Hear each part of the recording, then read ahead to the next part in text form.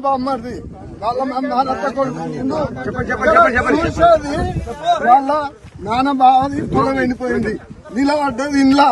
వాడికి ఏమైనా సిగ్గు సర ఉంటే వచ్చి మాట్లాడమాను.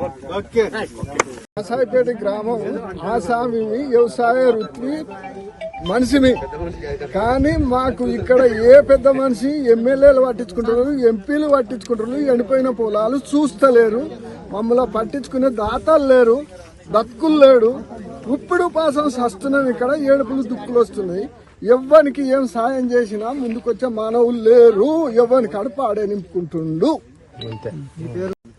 ఎమ్మ సిద్ధయ్య కొడుకును బాలరాజును చూడబోతే చుట్టాలు ఎమ్మెల్యేలు అవుతారు, ఎంపీలు అవుతారు. పుక్కడిగా దంగి తిని బర్రెలలో బలుస్తారు. మా చుట్టాలు కాదు, మా పక్కాలు కాదు. మేము ఎండిపోతున్నాం, చచ్చిపోతున్నాం అంటే ఇటంకలు వచ్చేటోళ్ళు లేరు, చూసేటోళ్ళు లేరు.